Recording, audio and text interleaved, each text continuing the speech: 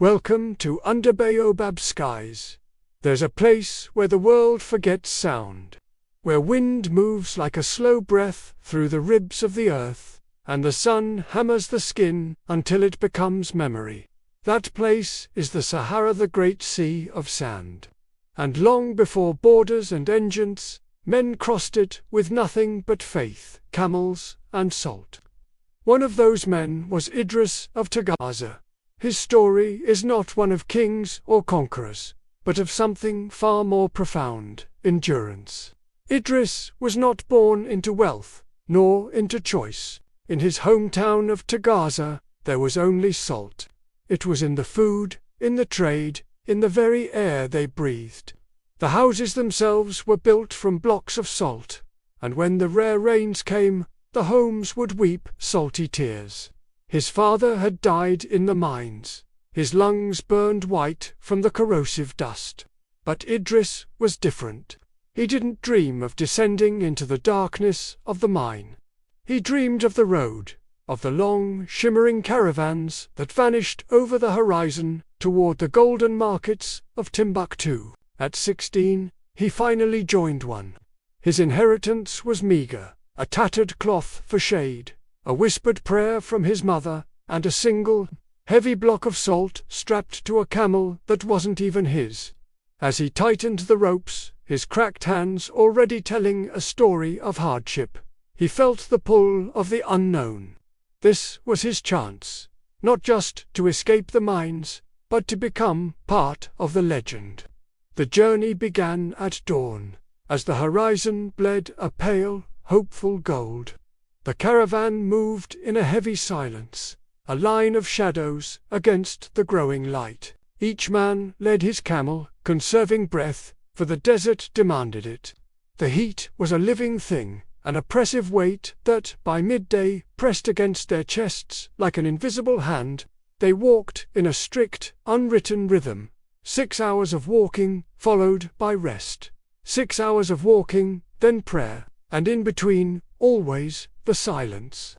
This was the first lesson of the road: waste nothing, not even a word. Idris learned the secret language of the desert. He learned to read the wind by its taste, to tell the difference between a life-saving oasis and a cruel mirage that lured the foolish to their doom. He learned that water was the most precious currency, never simply drunk, but carefully rationed, half a mouthful for life, the rest held in reserve for hope. He watched the older men, their faces like maps carved by the sun and sand, and he tried to imitate their stoicism, their quiet resolve. But the road did not forgive inexperience. One by one, the desert began to claim its due. A camel, its great body shuddering, stumbled and did not rise again. A few days later, a man collapsed, his body surrendering to the relentless heat. Then another followed.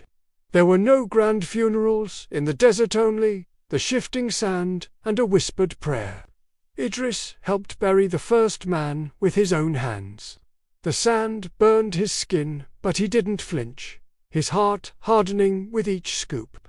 As they covered the body, he whispered into the wind, "May the desert remember your name." It was a plea and a promise. At night, when the furnace of the day cooled into a deep, chilling cold, the traders became small again, dwarfed by the infinite blackness above.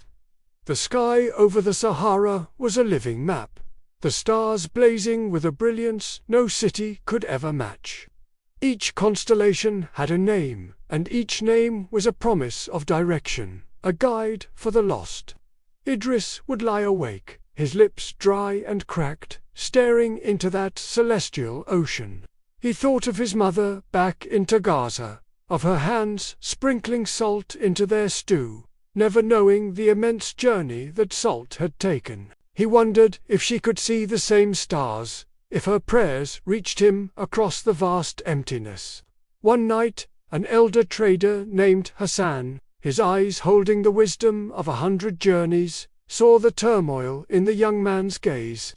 He sat beside Idris and said, "The desert never kills without purpose. It's not cruelty, it's purification. Idris, his voice raspy, asked, "And what does it purify?" Hassan smiled, a faint, knowing expression on his weathered face. "Everything that isn't real," he replied. "It burns away your pride, your greed, your fears.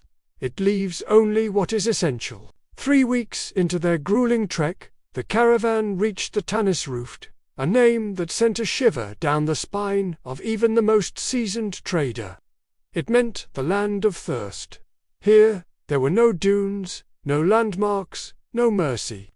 It was a flat, gravelly plain that stretched to eternity, baking under a merciless sun.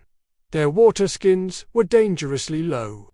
The camels' shadows grew shorter and shorter, until, at high noon, they vanished entirely, leaving the men completely exposed. And then the storm came. It rose from the horizon, not as a cloud, but as a solid, roaring wall of brown, devouring the sky in minutes. The traders shouted commands, trying desperately to tether the panicking camels. But the wind stole their voices, ripping them from their mouths. Sand became a weapon, a million tiny knives that cut through cloth, flesh, and thought. Idris covered his face, crawling blindly toward the nearest camel, its bulk a small promise of shelter. He whispered verses of the Koran, his words a mix of prayer and pure terror, as the world dissolved into a screaming chaos of wind and sand. When the storm finally passed, the world was reborn in an eerie silence. The air was clean, the sky a pale, washed-out blue, but the caravan was shattered. Half the men, half the camels, and much of the precious salt were gone, swallowed by the sand. Idris stood, his heart a hollow ache, staring at a landscape wiped clean. A single camel standing stark against the empty horizon. For days they walked in a procession of grief. The silence was different now, heavy with loss. Salt loads were abandoned, left to dissolve back into the earth. Yet Idris carried on. Step by painstaking step, he pushed forward, his own block of salt feeling heavier than ever. It was then, in the depths of his exhaustion and sorrow, that he finally understood what Hassan had meant. The salt wasn't just a commodity, it was a metaphor. Salt preserved life, but it also burned wounds. It was suffering turned sacred. Every single grain he carried held a story. The story of miners like his father who dug until they coughed blood, of traders who walked until their feet split open. And somehow, this shared pain, this collective endurance, was the invisible thread that connected entire kingdoms. Idris whispered to himself, his voice barely a sound in the immense silence. Perhaps that is why the world needs us not for what we carry, but for what we endure. And then, one afternoon, the air changed. The flat, salty scent of the desert gave way to the smell of damp earth, of spices, and something else, the smell of ink and humanity. They had arrived. When the caravan finally limped into the legendary city of Timbuktu, it was like stepping into another world. Scholars debated philosophy beneath magnificent clay arches. Traders from across the continent shouted prices in a dozen different languages. The city was a symphony of life. But Idris didn't feel the rush of triumph he had expected. He felt only a profound quiet. He sold his block of salt, the object that had defined his entire journey, earning enough for food, new sandals, and a long rest. Then he walked to the banks of the great Niger River and sat, watching the sunset bleed gold and orange across the water. He thought of all the footsteps buried in the sand behind him, of every man who had vanished into the heat and the wind. He had survived. But something had changed within him. He knew, with a certainty that settled deep in his bones, that he would walk the road again. Not for money, not even for survival, but because the desert had taken his old self, stripped him down to his essence, and in return had given him a quiet, unbreakable peace. Some stories of Africa are told in the clash of swords and the rise and fall of empires. But other, older stories, like Idris, told in the quiet rhythm of endurance, in the slow procession of footsteps beneath an endless sky. The salt traders of the Sahara carried more than just a mineral. They carried the pulse of civilizations, the fragile thread that bound the Sahel to the north, the coast to the desert, the living to the lost. And long after their bones returned to dust, their paths remain invisible, but eternal. This was just a glimpse into the life of Idris and the salt roads.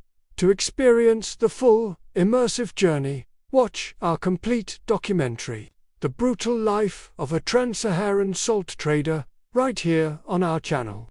Thank you for joining us under Baobab Skies.